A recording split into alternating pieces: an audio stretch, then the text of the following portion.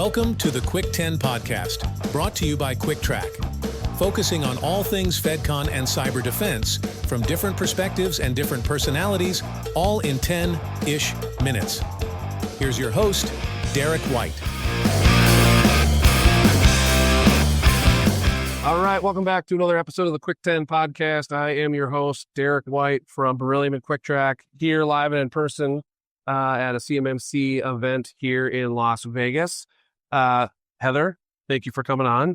You're welcome. Spending a few minutes with us, stepping away from your booth. Pleasure to be here. Yes, tell everybody that's watching or listening who you are, what you do, what iFortress does, and then we'll get into the topic of standardization.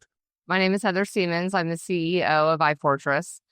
We are a consulting and advisory services for CMMC. We do a lot of GRC, gap analysis upfront, what some people call mock assessment for defense contractors to get them CMMC ready to be certified. We're not a C3 PAO. We don't have any intention to be at this point. Then we also have MSSP services, and our MSP stack was built specifically for CMMC clients. Now we have diversified. We have other clients as well in the public space, but we're definitely tailored towards defense contractors. And the reason we are here today is because I spent 15 years doing NERC audits in the Department of Energy space. And those are fun. Good times. Those are actual fines, and they're audits. They're not small fines either, but it's all built on NIST 800-171. Yeah, right. So it's a lot of the same stuff. And 4 years ago, my husband and I were like, hey, this is, he was in CMMC. He's like, this sounds a lot like what you're doing in the NERC, in the DOE space. Yeah. And I'm like, yeah, because it's all built on NIST 800-171. So we formed iFortress with the intent that we would become an MSSP, get defense contractors ready to be assessed, and then keep them in our MSP going forward to do ongoing compliance. Yeah, perfect. And this ecosystem is different than it was 3, 4, 5 years ago, and tailored solutions specific to these requirements rather than trying to scale across a bunch of frameworks tends to do well for specifically small to medium-sized businesses. And that's great. So standardization. Let's talk about that. Let me take a step back just real quick. Sure. We have selected our staff, which, hiring CMMC professionals or CMMC's assessors is a little difficult at this point because of the tier 3 background checks that need to be done. So we've hired a couple of vets that already had their tier 3 and we're training them up to be CCAs. So, but I've also been under the table educating them about NERC SIP and how, from a broader perspective, protecting CUI, whether it's in DHS space, which I know DHS doesn't exactly like to work with the DoD CMMC framework, but we're still protecting CUI with DHS, DOE, and DoD.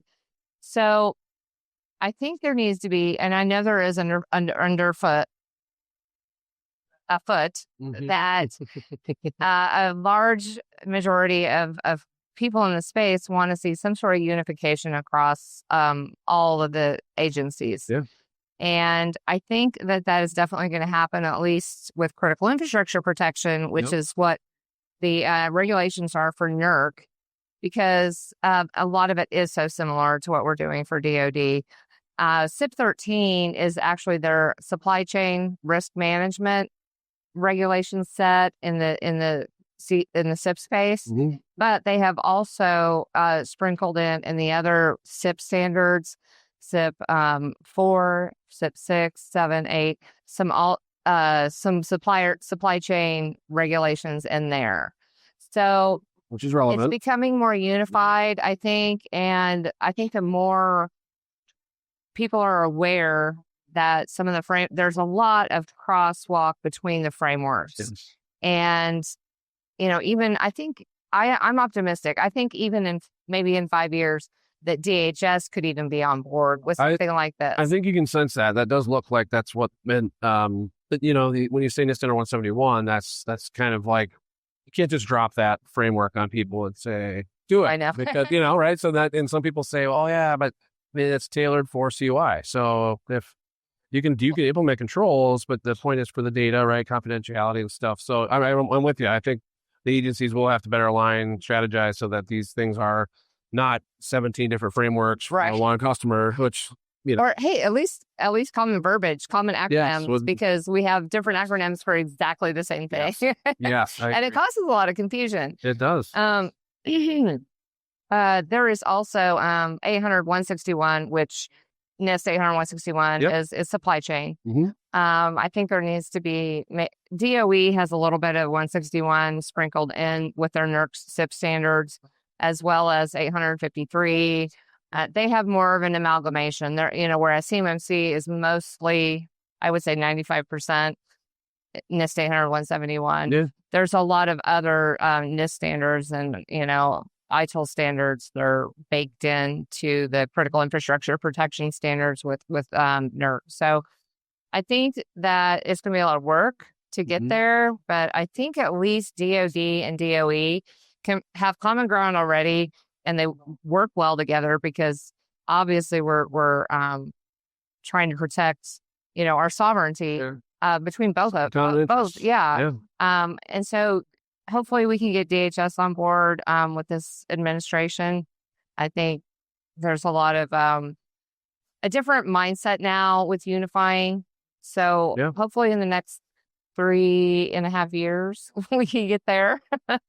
Hopefully. No, and that is another thing that we do, obviously, in this ecosystem deal with is administration change brings sometimes delays, sometimes unified. This is CMMC is not going to go away. We heard it again here. I think Katie and Stacy both spoke at this conference, and that's good. However, you're right. It has to be more standardized. It does have to be more aligned because businesses are businesses and they got stuff to do. They don't want to be sitting online watching webinars and reading through 400-page documents to figure out, do I even need to do this? Like, why do I need to do it? All that kind of stuff. So, and we've actually come across contractors that have both.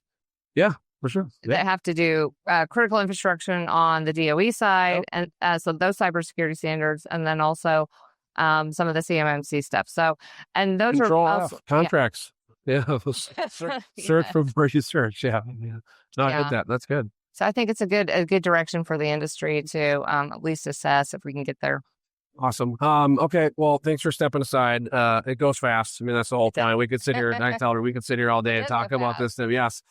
Where do watchers or listeners where do you want them to go? Connect with you, connect with iFortress. Where do you want to send them? iFortress, Heather.Siemens at iFortress.com. It's iFortress is spelled IFORTRISS.